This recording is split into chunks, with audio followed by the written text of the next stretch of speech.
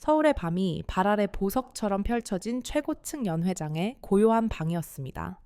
거대한 유리창 너머로 한강의 물결이 은빛으로 반짝였고 멀리 남산 꼭대기의 등대 같은 탑이 어둠 속에서 빛나고 있었습니다. 값비싼 음식들이 정갈하게 차려진 상 위로는 김이 모락모락 피어올랐지만 아무도 수저를 들지 않았습니다. 이 자리의 무거운 공기는 마치 맛있는 음식의 향기마저 짓누르는 듯했습니다.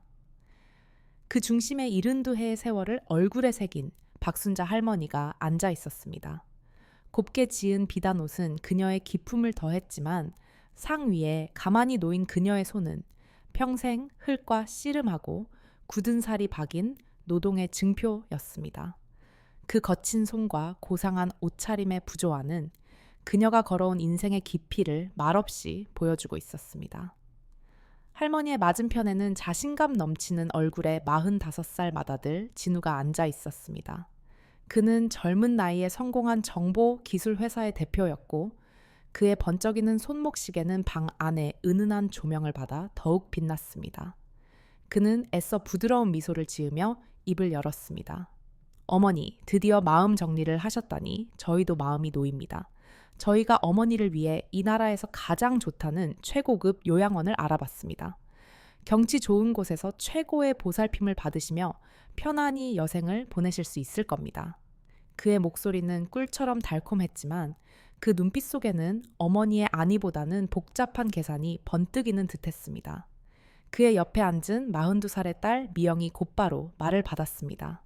그녀는 누리 소통망에서 완벽한 가정을 꾸리는 현명한 아내이자 어머니의 모습으로 수많은 사람들의 부러움을 사는 유명인이었습니다. 맞아요, 어머니. 이제 아무 걱정 마세요.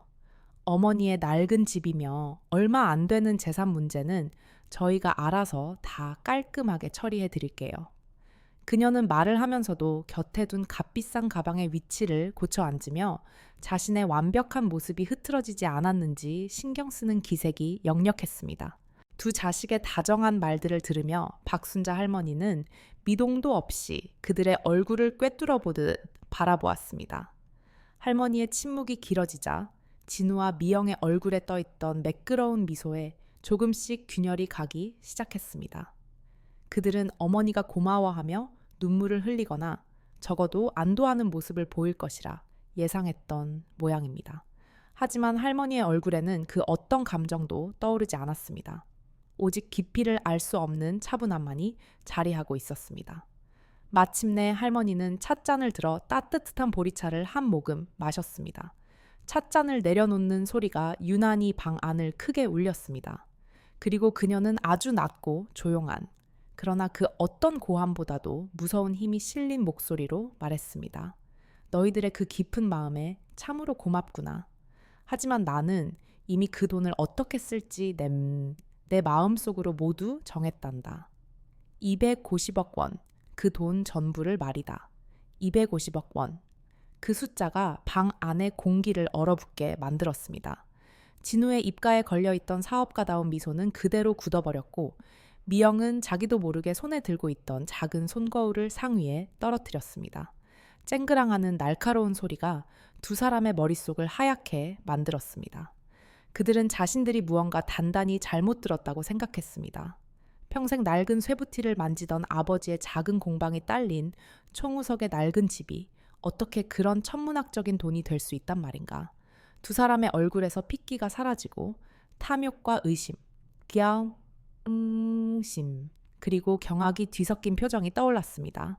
그 혼란스러운 표정들을 가만히 지켜보던 박순자 할머니의 눈빛이 서늘하게 빛났습니다. 그 눈에는 서울의 야경보다도 더 깊고 차가운 결심이 담겨 있었습니다. 화면이 어두워지며 하얀 글씨가 떠올랐습니다. 한 달 전, 여러분, 안녕하세요. 오늘 들려드릴 이야기는 우리 모두의 마음을 깊이 울릴 것입니다. 이야기를 계속하기 전에 저희 채널을 꼭 구독해주시고 종 모양 알림을 눌러주시면 새로운 이야기가 올라올 때마다 놓치지 않고 보실 수 있습니다. 그리고 지금 어느 고장에서 이 이야기를 보고 계신지 댓글로 남겨주세요. 얼마나 많은 분들이 저희와 함께하고 계신지 알 수 있도록 말입니다. 자, 그럼 이제 한 달 전 그날의 이야기로 돌아가 보겠습니다. 한 달 전 박순자 할머니의 하루는 인천의 한적한 변두리에서 조용히 흘러가고 있었습니다. 그녀가 사는 집은 세월의 흔적을 고스란히 이고 있는 낡은 기와집이었지만 마당 한편의 작은 텃밭과 정갈하게 정리된 장독대는 할머니의 부지런한 손길 덕분에 언제나 깔끔했습니다. 이 집은 단순한 거처가 아니었습니다. 몇 해 전 먼저 세상을 떠난 남편의 숨결이 구석구석 배어있는 삶의 터전이자 그의 평생이 담긴 대장간이기도 했습니다. 남편은 이름난 장인은 아니었지만 쇠를 다루는 솜씨만큼은 누구에게도 뒤지지 않는 사람이었습니다. 할머니는 아침마다 텃밭에 채소를 돌보고 오후에는 남편이 남긴 낡은 연장들을 기름 먹인 헝겊으로 닦아주는 것으로 하루를 보냈습니다. 망치와 집게에 밴 남편의 손때를 어루만질 때면 쇠를 두드리던 둔탁한 소리와 함께 땀 흘리던 그의 모습이 눈앞에 선하게 그려지는 듯했습니다. 그러던 어느 날 오후, 낯선 우편물 하나가 할머니의 조용한 일상을 흔들었습니다. 두툼한 서류 봉투에는 낙원건설이라는 생전 처음 들어보는 회사의 이름이 적혀 있었습니다. 무심코 봉투를 뜯어본 할머니의 눈이 종이 위에 박힌 글자들을 따라가다 한 곳에 멈춰얼었습니다. 첨단 미래 도시 건설 사업 부지 편입에 따른 보상금 산정 내역, 그리고 그 아래 할머니가 평생 만져본 적도 상상해본 적도 없는 숫자가 적혀 있었습니다. 250억 원. 동그라미가 너무 많아 현실감이 느껴지지 않는 그 숫자를 보는 순간 할머니의 손이 가늘게 떨리기 시작했습니다. 하지만 그 떨림은 기쁨 때문이 아니었습니다.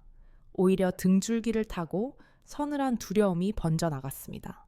문득 쇠를 두드리며 땀을 닦던 남편이 입버릇처럼 하던 말이 귓가에 쟁쟁하게 울렸기 때문입니다. 여보, 쇠는 뜨거운 불과 수천 번의 망치질을 견뎌야 비로소 강해지지만 사람은 돈이라는 불 앞에서 그 진짜 속내가 드러나는 법이야. 그 돈이 사람을 시험하는 게지. 할머니는 서류를 내려놓고 벽에 걸린 낡은 사진 액자를 바라보았습니다. 그 속에는 환하게 웃고 있는 3명의 자식들이 있었습니다. 똑똑하고 야무져서 큰 회사의 높은 자리에 오른 맏아들 진우, 고운 얼굴로 사람들의 부러움을 한 몸에 받으며 살아가는 딸 미영, 그리고 조금은 어수룩하지만 마음 많은 비단결 같았던 막내 민준. 할머니의 마음속에 남편의 목소리가 다시 한번 울렸습니다. 250억 원이라는 거대한 돈은 어쩌면 내 자식들을 시험하기 위해 하늘이 보낸 불과 망치일지도 모른다. 기쁨보다 두려움이 앞선 그 순간 할머니의 마음속에 한 가지 결심이 굳건하게 자리 잡았습니다. 이 돈을 나누어 주기 전에 반드시 확인해야 할 것이 있었습니다. 내 자식들의 진짜 속마음을 말입니다. 할머니는 자리에서 일어나 먼지가 쌓인 낡은 옷장으로 향했습니다. 그리고 그 안에서 가장 낡고해진 오래전 명절에나 한두 번 입었던 빛바랜 옷을 꺼내 들었습니다.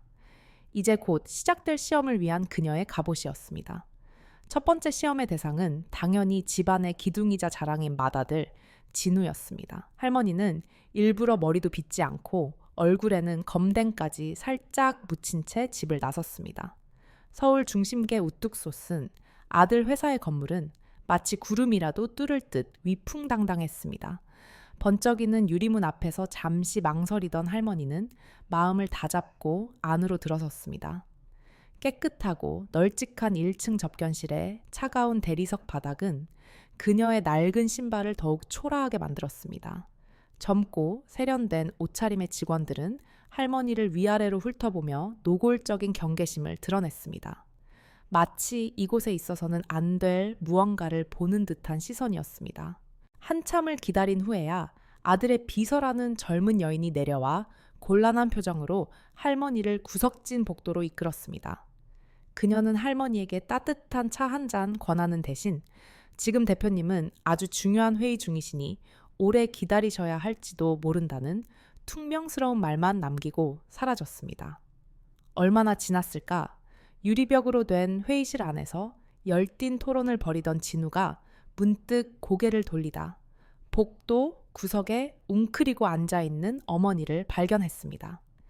그의 얼굴에 스쳐 지나가는 것은 반가움이 아니라 당혹감과 짜증이었습니다. 그는 서둘러 회의를 마무리 짓고 성큼성큼 걸어 나왔습니다. 그의 걸음걸이에는 어머니를 향한 걱정보다는 자신의 완벽한 세계에 나타난 흠집을 빨리 지워버리고 싶어 하는 조급함이 묻어났습니다. 어머니, 여기까지 어쩐 일이세요? 연락이라도 주시지. 그의 목소리는 낮았지만 그 안에는 날카로운 가시가 숨어 있었습니다. 할머니는 금방이라도 울음이 터질 듯한 얼굴로 미리 준비해둔 거짓말을 시작했습니다. 밤사이에 집에 불이 나서 몽땅 타버렸단다. 평생 모은 쌈짓돈까지 한 줌 제가 되어버렸어. 갈 곳도 기댈 곳도 없는 이 늙은 어미가 너 말고 누구를 찾아오겠니? 할머니는 아들의 반응을 살피며 눈물을 글썽였습니다. 진우는 어머니의 이야기에 귀를 기울이는 척했지만 그의 눈은 끊임없이 주위를 두리번거렸습니다. 혹시라도 중요한 거래처 사람이나 직원들이 이 초라한 몰골의 어머니와 자신을 함께 볼까봐 전전긍긍하는 모습이었습니다. 그는 어머니의 손을 잡아주거나 등을 토닥여주는 대신 한 걸음 뒤로 물러서며 거리를 두었습니다. 어머니, 지금 제가 얼마나 바쁜지 아시잖아요. 곧 외국에서 중요한 손님들이 오기로 되어 있단 말입니다. 이런 중요한 시기에 제 발목을 잡으시면 어떡합니까? 그의 말은 비수처럼 할머니의 가슴에 박혔습니다. 그는 잠시 망설이더니 지갑에서 두툼한 돈 뭉치를 꺼내려다 말고 주머니를 뒤져 꼬깃꼬깃한 5만 원짜리 몇 장을 꺼내 어머니의 손에 쥐어주었습니다. 이걸로 우선 급한 불부터 끄세요. 찜질방 같은 데서 며칠 묵으시면서 제가 연락할 때까지 기다리세요. 제가 사람 시켜서 어디 지낼 만한 작은 방이라도 하나 알아봐 드릴 테니 제발 회사로는 다시 찾아오지 마세요. 제 입장도 좀 생각해 주셔야죠. 그 차가운 말과 함께 손에 들린 몇 푼의 돈은 아들이 어머니에게 매긴 가치였습니다. 할머니는 아무 말 없이 돈을 받아 쥐었습니다. 손바닥에 닿는 종이의 감촉이 마치 날카로운 유리 조각처럼 아프게 느껴졌습니다. 맏아들의 냉정한 태도에 가슴이 얼어붙은 채 건물 밖으로 나온 할머니의 발걸음은 청은망은 무거웠습니다. 서울의 하늘은 잿빛이었고 차가운 바람이 낡은 옷깃 사이로 스며들어 뼛속까지 시렸습니다. 하지만 할머니는 아직 포기할 수 없었습니다. 금지옥엽 키운 딸 미영이 남아있었기 때문입니다. 할머니는 떨리는 손으로 딸에게 전화를 걸었습니다. 신호음이 한참 동안 이어졌지만 딸은 전화를 받지 않았습니다. 할머니가 다시 전화를 걸었을 때 미영은 마침 자신의 화려한 집 안에서 실시간 방송을 진행하고 있었습니다. 화면 속에서 그녀는 값비싼 찻잔을 우아하게 들고 가족 간의 따뜻한 대화가 얼마나 중요한지에 대해 다정한 목소리로 이야기하고 있었습니다. 그녀의 뒤로는 잡지 화보처럼 꾸며진 거실이 보였고 모든 물건은 제자리에 완벽하게 놓여 있었습니다. 화면 한쪽에 계속해서 뜨는 어머니의 전화 알림을 본 미영의 미간이 순간 미세하게 찌푸려졌지만 그녀는 곧 아무 일 없다는 듯 미소를 지으며 시청자들에게 양해를 구하고 방송을 잠시 중단했습니다. 잠시 후 걸려온 딸의 전화 너머로 짜증이 가득 섞인 목소리가 들려왔습니다. 엄마, 나 지금 방송하는 거 몰라. 얼마나 중요한 순간인데 자꾸 전화를 해. 무슨 급한 일이야? 할머니는 억장이 무너지는 심정으로 맏아들에게 했던 것과 똑같은 가슴 아픈 이야기를 딸에게도 들려주었습니다. 집이 불타버렸고 이제 정말 오갈 데 없는 신세가 되었다고 말입니다. 딸의 반응은 아들보다 더 차가웠습니다. 전화기 저편에서 들려온 것은 걱정의 목소리가 아니라 날카로운 비명이었습니다. 뭐라고? 집에 불이 났다고? 그래서 지금 우리 집에 와서 살겠다고? 엄마, 제정신이야? 미영의 목소리는 히스테릭하게 변해 있었습니다. 엄마는 내 일이 어떤 건지 몰라서 그래? 내 집은 그냥 사는 공간이 아니야. 내 일터고 내 얼굴이라고. 모든 가구와 장식품 하나하나가 다 계획된 배경이란 말이야. 그런데 엄마가 그 초라한 모습으로 불쑥 나타나면 내 이미지는 뭐가 되겠어? 내 방송을 보는 수많은 사람들이 나를 뭐라고 생각하겠냐고. 딸의 입에서 쏟아져 나오는 말들은 어머니의 존재 자체를 부정하는 듯했습니다. 그녀에게 어머니는 보살펴야 할 가족이 아니라 자신의 완벽한 삶이라는 그림에 튄 보기 싫은 오점이었습니다. 할머니가 아무 말도 못하고 있자 미영은 한숨을 푹 쉬며 목소리를 조금 낮추었습니다. 알았어, 엄마. 너무 걱정은 마. 내가 아는 사람 통해서 괜찮은 요양원 알아봐 줄게. 거기 가면 친구들도 많고 심심하지도 않고 엄마한테는 그게 훨씬 더 나을 거야. 알았지? 내가 지금 바쁘니까 나중에 다시 전화할게. 그리고는 할머니의 대답을 들을 새도 없이 일방적으로 전화를 끊어버렸습니다. 뜨. 차갑게 끊어진 신호음은 마치 딸이 어머니와의 인연을 끊어버리는 소리처럼 들렸습니다. 할머니는 힘없이 전화기를 떨어뜨렸습니다. 그 순간 할머니의 휴대전화 화면 위로 딸이 방금 올린 새로운 게시물이 떠올랐습니다. 환하게 웃는 딸의 사진 아래에는 이런 글이 적혀 있었습니다. 세상에서 가장 소중한 보물, 바로 가족입니다. 여러분도 오늘 사랑하는 부모님께 따뜻한 안부 전화 한 통 드리는 건 어떨까요? 할머니는 그 위선적인 글귀를 보며 쓴웃음을 지었습니다. 두 번째 시험의 결과는 첫 번째보다 더욱 참혹했습니다. 맏아들과 딸에게 연달아 버림받은 할머니의 마음은 산산조각이 났습니다. 이제 남은 희망은 오직 막내 아들 민준뿐이었습니다. 하지만 할머니는 민준을 찾아갈 용기가 쉽게 나지 않았습니다. 막내는 어릴 때부터 유난히 마음이 여리고 착했지만 사는 형편이 가장 어려웠기 때문입니다. 배달 일을 하며 하루 벌어 하루 먹고 사는 아들에게 짐이 되고 싶지 않았습니다. 하지만 이 시험을 끝맺기 위해서는, 그리고 마지막 남은 신락 같은 희망이라도 확인하기 위해서는 막내를 찾아가야만 했습니다. 할머니는 해가 저물고 차가운 밤이슬이 내릴 무렵에야 겨우 발걸음을 옮겼습니다. 민준이 사는 곳은 구불구불한 골목길이 미로처럼 얽혀있는 오래된 동네의 작은 셋방이었습니다. 금방이라도 쓰러질 듯한 낡은 대문 앞에서 할머니는 한참을 서성였습니다. 늦은 밤, 구준비까지 추적추적 내리기 시작했습니다. 할머니의 낡은 옷은 축축하게 젖어들었고 온몸에 한기가 스몄습니다. 마침내 용기를 내어 문을 두드리자 곧 문이 열리고 고된 하루 일에 지친 얼굴의 민준이 나타났습니다. 그는 문 앞에 비를 맞으며 초라한 모습으로 서 있는 어머니를 보고는 눈이 동그래졌습니다. 어머니, 이 밤중에 여기까지 어쩐 일이세요? 밖에서 뭐 하세요? 어서 들어오세요. 그의 목소리에는 놀라움과 함께 진심 어린 걱정이 가득 담겨 있었습니다. 그는 재빨리 어머니를 집 안으로 이끌었습니다. 방 안은 어른 두 사람이 누우면 꽉 찰 정도로 비좁았지만 바닥은 따뜻했고 방 안에는 구수한 된장찌개 냄새가 배어 있었습니다. 만삭의 몸으로 힘겹게 앉아있던 며느리는 시어머니를 보자마자 황급히 일어나 두꺼운 이불을 가져와 할머니의 젖은 어깨를 감싸주었습니다. 어머니, 어서 이리 앉으세요. 몸이 꽁꽁 얼으셨네요. 따뜻한 방 안에 앉아 며느리가 내어준 뜨거운 숭늉을 마시자 꽁꽁 얼었던 할머니의 몸과 마음이 조금씩 녹아내리는 듯했습니다. 할머니는 차마 입이 떨어지지 않았지만 떨리는 목소리로 마지막 거짓말을 시작했습니다. 불이 나서 모든 것을 잃었다는 이야기를 꺼내자 민준과 며느리는 하던 일을 모두 멈추고 할머니의 말을 귀담아 들었습니다. 그들의 눈에는 동정과 연민이 가득했습니다. 할머니의 이야기가 끝나자 민준은 한치의 망설임도 없이 말했습니다.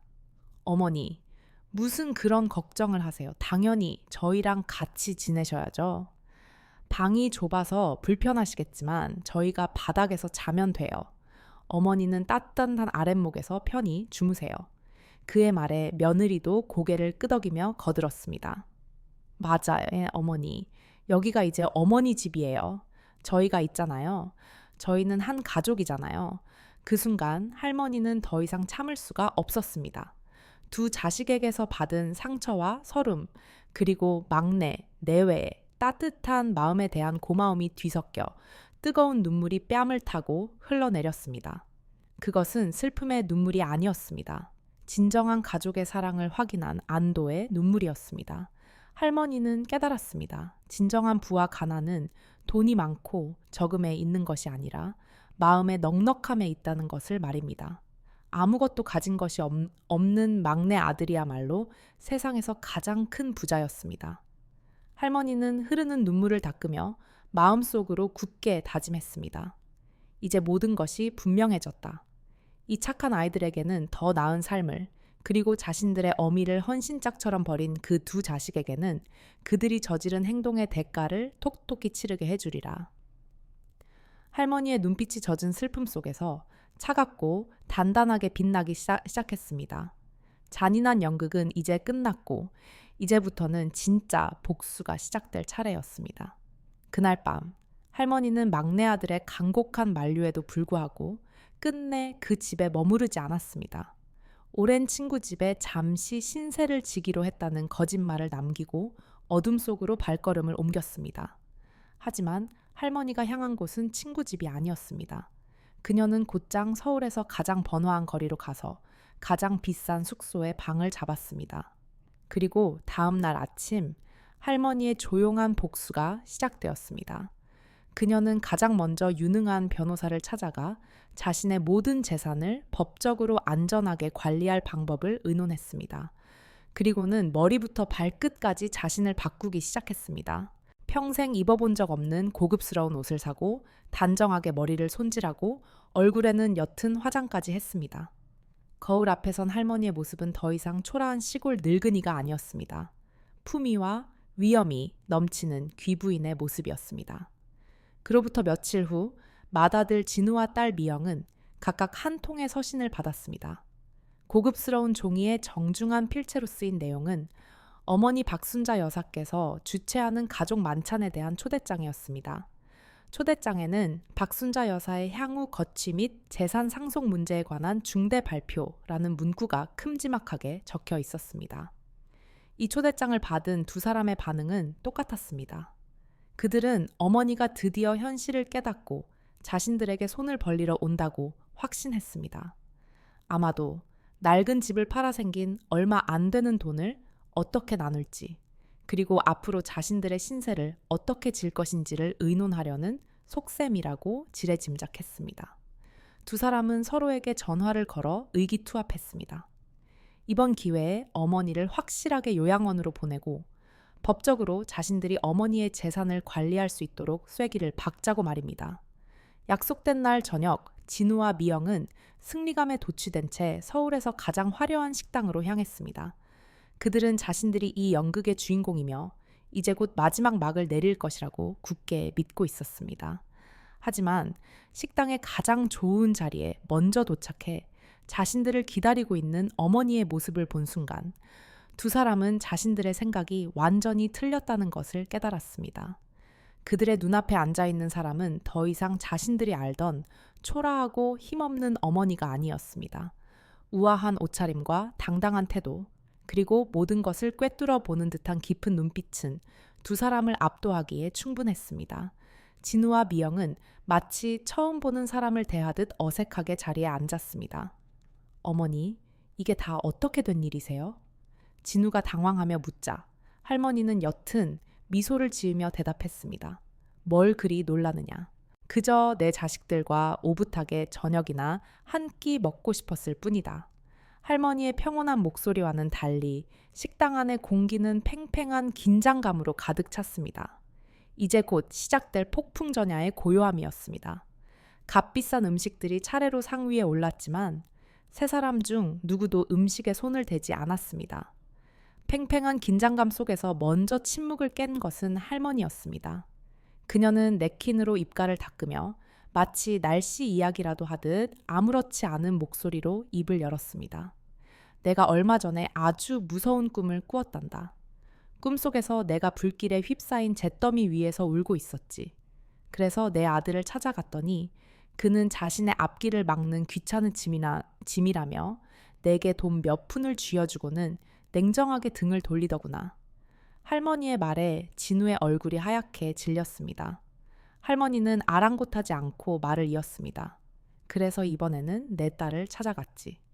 그랬더니 내 딸은 자신의 고상한 삶에 흠집이 난다며 나를 멀리 외딴 곳으로 보내버릴 궁리만 하더구나. 미영은 고개를 숙인 채 떨리는 손으로 물잔만 만지작거렸습니다. 두 사람은 어머니가 자신들의 속마음을 모두 꿰뚫어 보고 있었다는 사실에 소름이 돋았습니다. 할머니는 두 사람을 번갈아 쳐다보며 목소리에 차가운 힘을 실었습니다. 너희는 가난하고 늙은 어미는 짐짝처럼 취급했지만 만약 그 어미에게 너희가 평생 구경도 못할 큰 돈이 있다면 어찌했을까? 그 순간 할머니는 가방에서 서류 한 뭉치를 꺼내 상 위에 던졌습니다. 그 서류는 바로 250억 원의 보상금 계약서였습니다. 서류에 적힌 믿을 수 없는 숫자를 확인한 진우와 미영의 얼굴은 경악과 탐욕, 그리고 후회로 일그러졌습니다. 그들의 머릿속은 복잡한 계산으로 빠르게 돌아가기 시작했습니다. 어머니, 저희가 정말 잘못했어요. 저희가 잠시 제정신이 아니었어요. 진우가 다급하게 변명을 늘어놓기 시작했고 미영은 눈물을 흘리며 어머니의 손을 잡으려 했습니다. 하지만 할머니는 얼음처럼 차가운 손길로 그 손을 뿌리쳤습니다. 너희들의 연극은 이제 끝났다. 이 돈은 너희 아버지가 평생 땀 흘려 지켜온 땅의 대가다. 그리고 나는 이 돈을 가장 가치 있는 곳에 쓰기로 마음먹었다. 할머니는 잠시 말을 멈추고 창밖의 어두운 밤하늘을 바라보았습니다. 나는 너희 아버지의 이름으로 재단을 하나 만들 생각이다. 재능은 있지만 형편이 어려워 꿈을 펼치지 못하는 젊은 대장장이들을 돕는 재단이지. 그리고 그 재단을 책임지고 운영할 사람은 바로 너희 동생 민준이다. 가진 것은 없어도 사람의 도리를 알고 부모를 공경할 줄 아는 내 막내 아들 말이다. 너희에게는 단 한 푼도 돌아가지 않을 것이다. 이것이 너희가 저버린 어미에 대한 벌이자 너희가 무시했던 동생에 대한 보상이다. 할머니의 선언은 사형 선고처럼 차갑고 단호했습니다. 진우는 분노에 차 소리를 질렀고 미영은 바닥에 주저앉아 통곡했지만 할머니는 단 한 번도 뒤돌아보지 않고 조용히 자리에서 일어나 식당을 빠져나왔습니다. 그로부터 몇 달 후 따스한 봄볕이 내리쬐는 어느 날 김명철 장인 추모재단의 소박한 개관식이 열렸습니다. 할머니는 환하게 웃는 막내 아들 내외와 갓 태어난 손주를 품에 안고 행사를 지켜보았습니다. 그녀의 얼굴에는 깊은 평온함과 행복이 가득했습니다. 재단은 벌써 여러 명의 젊은이들에게 새로운 희망을 선물했고 남편이 평생 쇠를 두드리던 낡은 대장간은 이제 젊은이들의 꿈과 열정으로 가득 찬 새로운 공간으로 다시 태어났습니다. 할머니는 작은 망치를 든 어린 손주의 손을 잡아주며 생각했습니다. 진정한 유산은 돈이나 재물이 아니라 사람의 마음속에 남기는 따뜻한 기억과 가치라는 것을 말입니다. 그녀는 돈으로 자식의 마음을 시험했지만 결국 돈보다 소중한 것이 무엇인지를 스스로 깨닫게 된 것입니다. 오늘의 이야기가 여러분의 마음에 깊은 울림을 주었기를 바랍니다. 이야기가 마음에 드셨다면 좋아요와 구독을 꼭 눌러주시고 여러분의 소중한 생각을 댓글로 남겨주세요. 여러분의 응원